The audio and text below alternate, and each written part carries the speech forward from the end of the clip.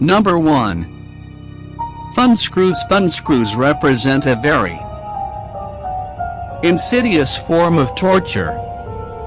You weren't likely to die from their use, but they created unendurable agony. The device consisted of 3 upright metal bars, between which the thumbs were placed. A wooden bar slid down along the metal bars, pressing the thumbs against the bottom. A screw pressed the wood bar downward, crushing the thumbs painfully. The thumb screws were an elaboration of an earlier device known as the pillory, which could crush all 10 fingers and resembled a nutcracker. Thumb screws supposedly originated with the Russian army as a punishment for misbehaving soldiers. A Scottish man brought a set home with him and introduced them to the United Kingdom. Number 2. The breast ripper. Torturers seem to reserve special horrors for women. Surprisingly, few torturers had any reservations about torturing women. In fact, women-only tortures often seemed especially cruel and were designed to destroy specific aspects of femininity. In medieval England, differing torture practices were virtually codified. Male criminals were hanged, while women faced the drowning pits. The practice of torturing women sexually extends back to Roman times. Female victims were given to soldiers to be raped, or sent to brothels. They might be tied up or paraded through public streets naked. These public humiliations were sometimes followed by bizarre sexual mutilations. Torturers had a strange fixation on breasts, which were burned, branded, or simply amputated. Worst of all was a device known as the breast ripper. It was a metal claw that pierced the flesh of the breast. Number 3. The scavenger's daughter. The scavenger's daughter was invented by, and named after, a Brit named Skevington. It is alternately referred to as Skeffington's gyves. The apparatus consists of a hoop of iron with a hinge in the middle. The victim was forced to crouch on one half of the hoop while the other half was pivoted and placed over his back. The torturer would use a screw to tighten the hinge, crushing the victim further and further into his involuntary crouch. Eventually, ribs and breastbone would crack and the spine could be dislocated. Sometimes the compression was so great that blood would gush from the fingertips and face. Queen Elizabeth I of England used this tool against Protestants she accused of high treason. Number 4. The Iron Maiden. The Iron Maiden is a device so fiendish it was once thought to be fictional. It's an upright sarcophagus with spikes on the inner surfaces. Double doors open on the front, allowing entrance for the victim. In one example, 8 spikes protruded from one door, 13 from the other.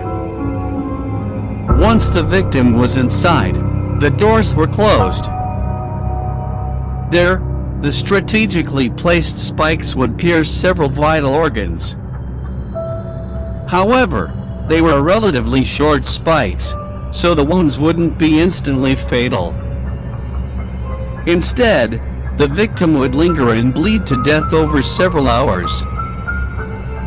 To add to the abject horror of it all, 2 spikes were positioned specifically to penetrate the... Number 5. The pillory.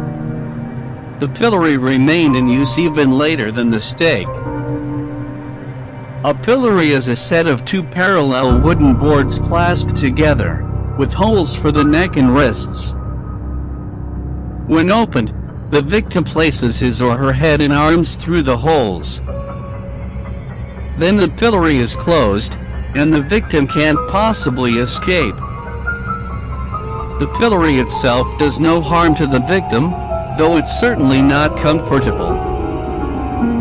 The entire apparatus was usually placed on a stage in a public place. The entire point was to humiliate and shame the victim for his or her crimes. The crowd would throw objects at the victim, such as rotten vegetables, dead animals, or feces. Stones and other blunt objects were thrown as well, which could result in painful injuries or death. Number 6. The stake. Being burned at the stake was usually the last stop for torture victims, because this form of torture was invariably fatal. Conceptually, it's a very simple process. Create a pile of dry wood with a stake at the center to tie the victim to, and then light it. The fire does all the work.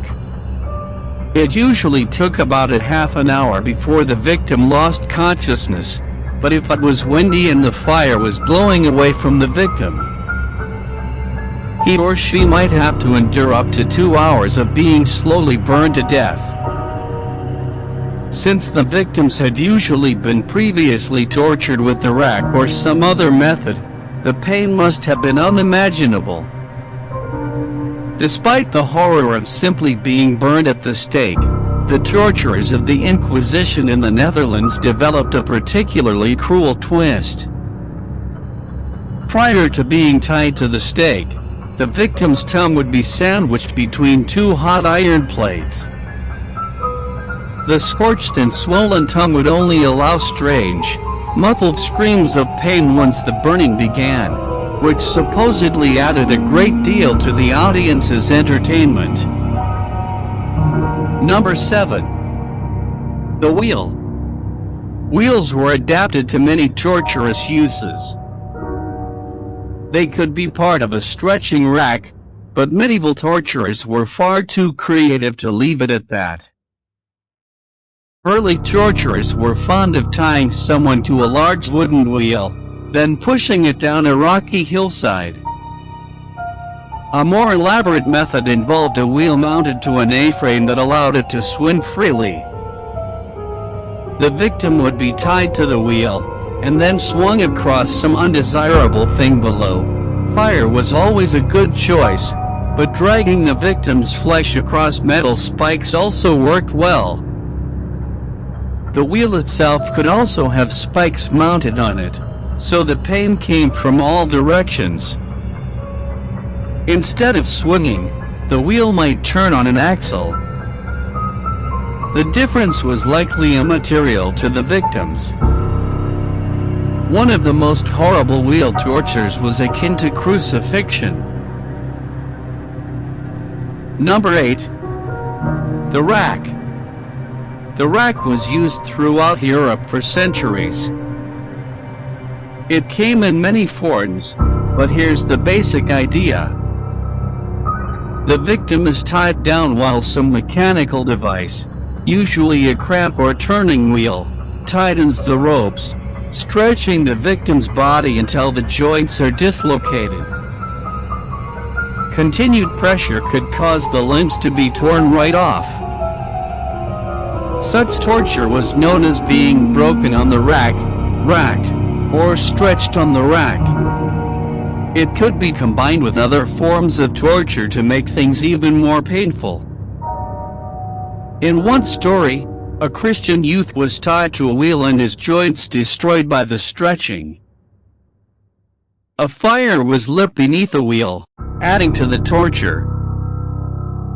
Eventually, the fire was extinguished by the downpour of blood as the victim's limbs were torn free. Number 9. The brazen bull.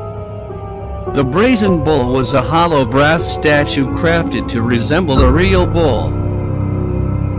Victims were placed inside, usually with their tongues cut out first. The door was shut, sealing them in. Fires would then be lit around the bull. As the victim succumbed to the searing heat inside, he would thrash about and scream in agony.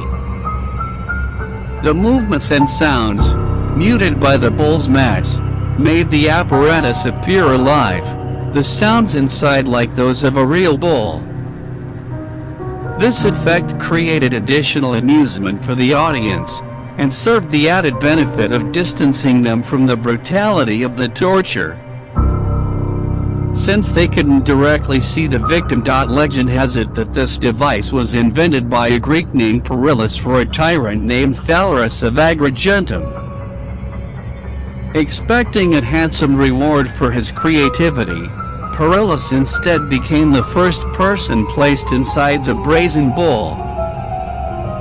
By some reports, Phalaris himself became an eventual victim of the bull when his subjects grew tired of his mistreatment. Number 10. The Pear of Anguish. It's unlikely, but if there could be anything worse than the breast ripper, it is surely the Pear of Anguish. This was a pear-shaped device, with the body of the pear made up of 4 metal leaves joined by a hinge at its top, and a key or crank on one end. The pear was inserted into the vagina, anus, or throat, depending on the nature of the crime committed. The oral device was reserved for heretics, while the anal and vaginal pairs were used on homosexuals and witches, respectively. Turning the key opened the leaves, causing massive internal damage. The device was rarely fatal, but other methods of torture would usually follow. Thank you for accompanying us so far. For your support, thank you for commenting on the subscriber and how you felt about this video.